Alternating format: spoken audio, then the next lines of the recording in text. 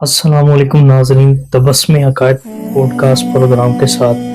میں ہوں ذیشان حیدر۔ آج ہم بات کریں گے ملاوٹ پہ۔ ہم روز کہتے ہیں کہ زمانہ خراب ہو گیا ہے، لیکن کیا کبھی ہم نے یہ سوچا ہے کہ اصل یہ خرابی کی شروعات کہاں سے ہوئی ہے؟ نہیں نا؟ تو آج ہم بات کریں گے اسی موضوع پہ کہ ملاوٹ اصل میں ہے کیا۔ دراصل ملاوٹ وہ زہر ہے جو نظر نہیں آتا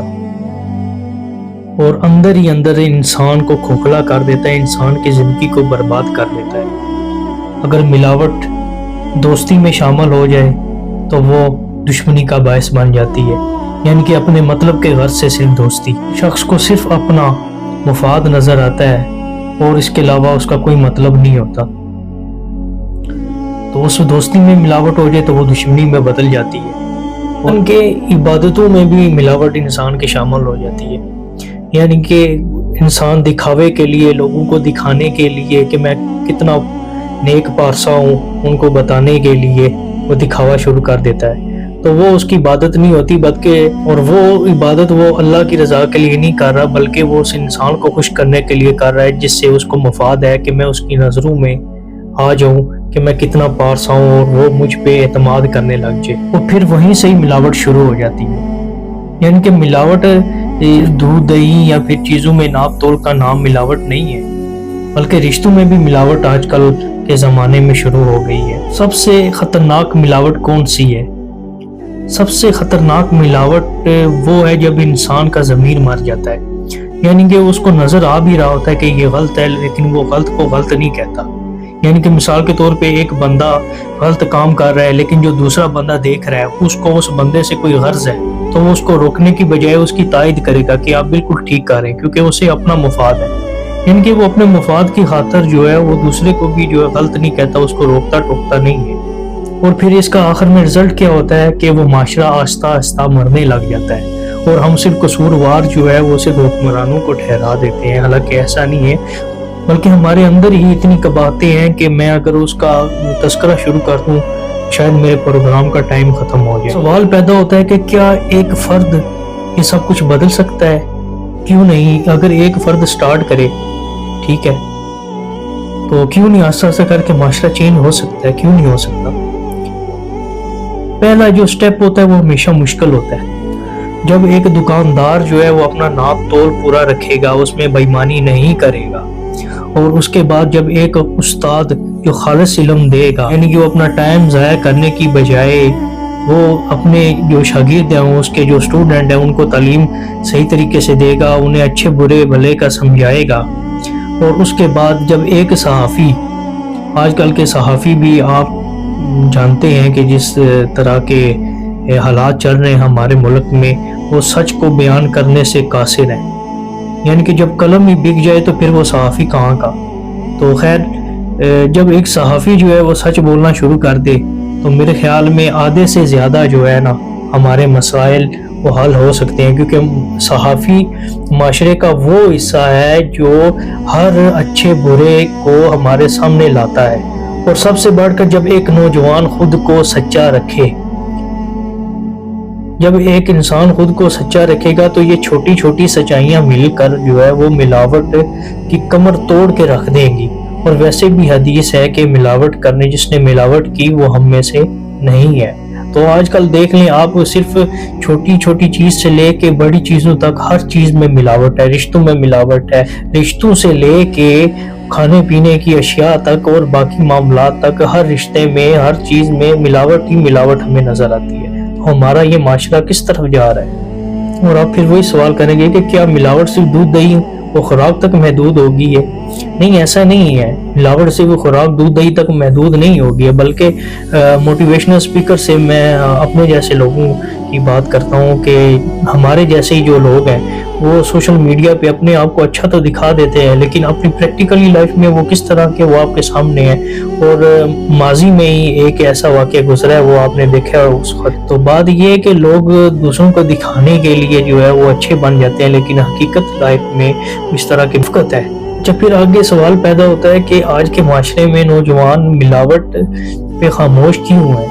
ٹھیک ہے، اور باقی معاملات میں خاموش کیوں ہیں؟ اس کا جواب یہ جو ہے وہ سچ بولنے سے قاصر ہیں بالکل، کیونکہ جب ہم سچ بولیں گے تو ہمیں یہ ڈر ہوتا ہے کہ کہیں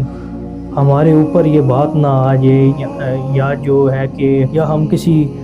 بڑے مسئلے سے دوچار نہ ہو جائے، تو ہم وہ سچ نہیں بولتے اور اپنی نظروں سے دیکھتے رہتے ہیں کہ آج کل کے دور میں مثال کے طور پہ جب کسی کا ایکسیڈنٹ وغیرہ ہو جاتا ہے یا کسی کے ساتھ حادثہ ہو جاتا ہے تو ہزاروں لوگ جو ہے وہ وہاں پہ کھڑے ہو جاتے ہیں اور صرف سیلفییں اور ویڈیوز بنا رہے ہوتے ہیں بجائے اس بندے کی ہیلپ کرنے کے، تو وہ پیچھے ہٹ جاتے ہیں کہ کہیں پولیس کیس ہم پہ نہ بن جائے۔ اور انفارچونیٹلی ہمارا سسٹم بھی اس طرح کا ہے اور یہ تھوڑی سی اس میں حقیقت بھی ہے، لیکن پھر بھی آہستہ آہستہ کر کے ہمارے معاشرے میں ہمارے سسٹم میں تھوڑی سی بہتری بھی آ رہی ہے۔ تو آپ اس بندے کا جو بھی اس ٹائم مشکل کا شکار ہے آپ اس کی ہیلپ ضرور کریں، اللہ کی رضا کی خاطر ضرور آپ ہیلپ کریں۔ باقی آپ کے ساتھ جو ہوتا ہے وہ تو ظاہری بات ہے وقتی طور پہ تھوڑی سی مشکل ہوتی ہے جب انسان سچ بولتا ہے، لیکن بعد میں جو ہے جیت تو ہمیشہ سچ کی ہوتی ہے اور سچ ہمیشہ جو ہے وہ یہاں ہو کے رہتا ہے۔ اور آگے سوال پیدا ہوتا ہے کہ کیا کامیابی اور ملاوٹ اکٹھے چل سکتی ہیں؟ جی بالکل نہیں۔ جو ملاوٹ والی کامیابی ہے وہ تھوڑا عرصہ تو چلے گی، ٹھیک ہے،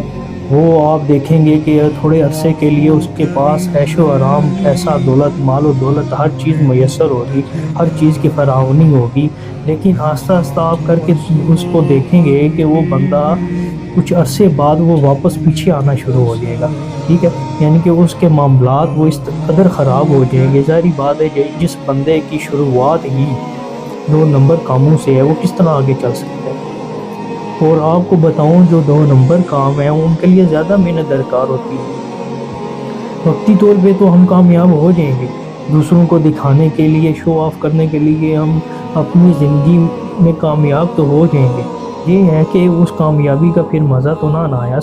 اصل کامیابی تو وہ ہے جس کے لیے محنت کی ہو، جس کے لیے آپ رات بھر جاگے ہوں، جس کے لیے آپ نے جو ہے وہ جدوجہد کی ہو، اور آپ کو ظاہری بات ہے سلولی اسٹیڈلی ون دا ریس، یکدم تو کوئی بھی چیز آپ کو نہیں مل جاتی زندگی میں آسانی سے، اور کچھ پانے کے لیے کچھ قربانیاں بھی دینا پڑتی ہیں۔ آپ نے ہمارے معاشرے میں ایسے بہت سارے انسان ہیں جن کو آپ نے دیکھا ہے کہ انہوں نے ایک عرصہ تک محنت کی ہے اپنے حق حلال طریقے سے، تو آج وہ دنیا کے کس مقام تک پہنچ چکے ہیں۔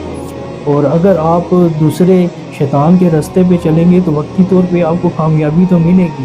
لیکن یہ ہے کہ اس کامیابی کا پھر آپ کو فائدہ نہیں ہے، بعد میں شرم ساری ہے، انسان کے اندر یہی ڈر رہتا ہے، رات ساری اس انسان کو نیند نہیں آتی کہ کہیں میرا راز